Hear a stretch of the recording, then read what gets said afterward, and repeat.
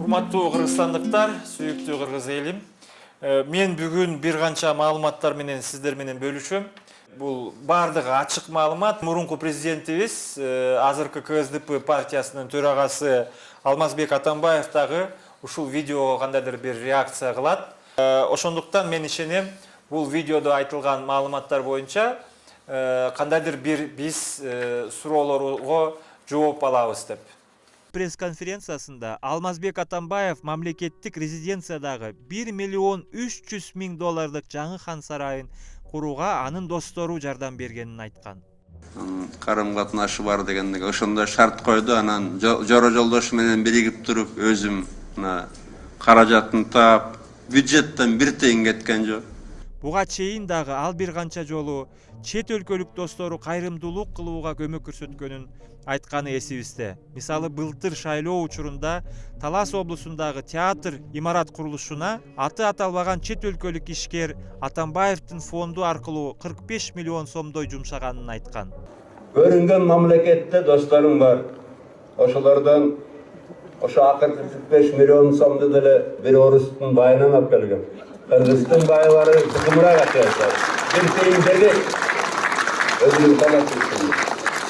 Анда да көрсө ачабыз.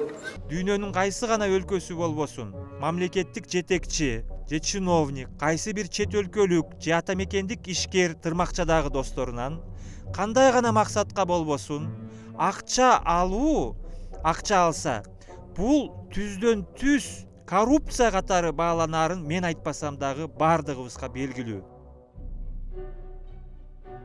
Эмне себептен биз Алмазбек Атамбаевка кайсы досторуңдан эмне максатка канча акча алганы боюнча биз суроо бербешибиз керек.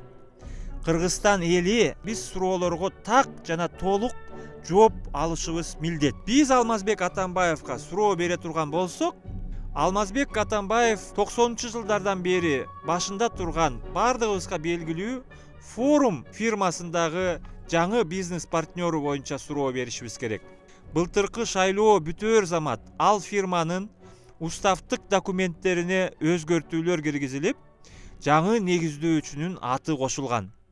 Кыргыз Республикасынын экс-президенти, өзү айтмакчы долларовый мультимиллионерибиз, ал кишинин жаңы партнеру ким болду дебейсиздерби? Жок, ал кайсыл бир ири ата мекендик же чет өлкөлүк ишкер, мультимиллиардер же инвестор эмес. Ал могул жаш жигит. Аты Субихи Пархати. Туулган жылы 1991. Бул 26 жашар жигит менен Алмазбек Шаршенович каяктан таанышып, аны менен эмне себептен чогуу бизнес түзгөнүн ким айта алат? Биз интернетте Сухиби Пархатинин атын киргизип издеп көрсөк, ал биздин эле кара балталык теги уйгур кыргызстандык болуп чыкты. Ал кайсыл бир убакытта Москвада окуп, дагы бир канча убакыт Астанадан 100 километр узактагы Астраханка айылында турганы боюнча маалымат тапсаңыздар болот. Бул жигит жөнөкөй үй бүлөдөн чыкса, колунда кандайдыр бир эбегейсиз байлыгы болбосо, дагы бир жолу Алмазбек Шаршенович эмне себептен бул жаш баланы партнер кылып алып алдыңыз?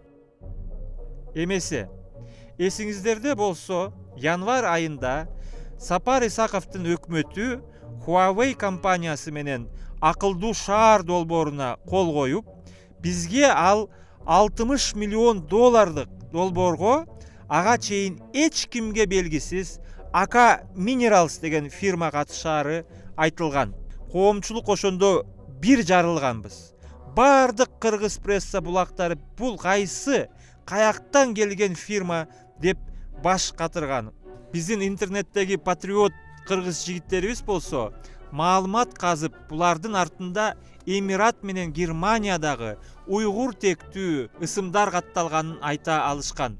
Эң кызыгы, булардын түбү барып биздин мурунку тааныш Субихи Пархати эле ошо менен тең 1991 жылкы Айби була Нуер Маймайти жана Айби була Поливан Мухаймайти деген жаш жигиттерин аттары чыккан.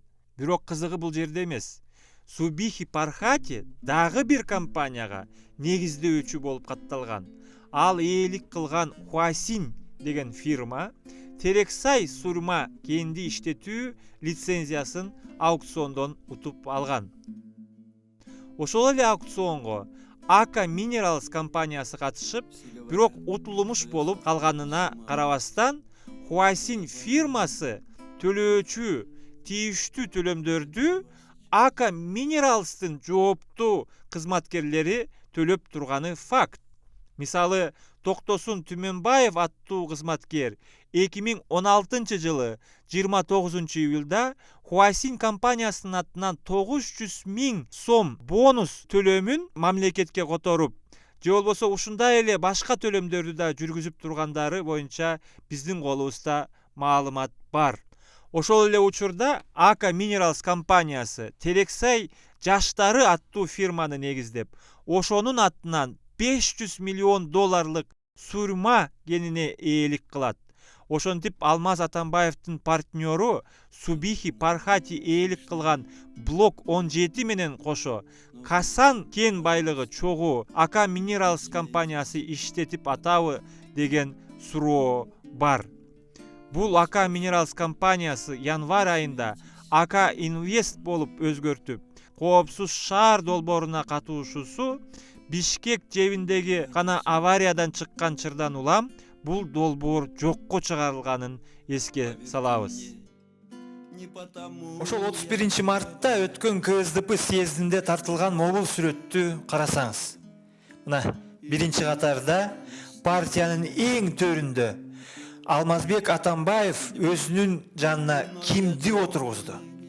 Бул жаш жигиттин КСДП партиясынын сыймыгы жана үмүтүнүн аты Жаныбек Абиров. Жаныбек Абиров Бишкек шаардык кеңешинин депутаты. Анын өзүнө атталган кайрымдуулук фонду дагы бар. Атасы Болот Абировдун атына Рассвет Компани фирмасы атталган. Ал фирма Кыргызстандагы эң көлөмдүү мамлекеттик контракттарды аткарат. Рассвет Компани жылыга Бишкек ТЭЦке 50 миллион долларга чейин Казакстандан көмүр жүктөп келет. Рассвет Компаниден сырткары Болот Абировго CIMKG Properties жана Бока деген фирмалар катталган.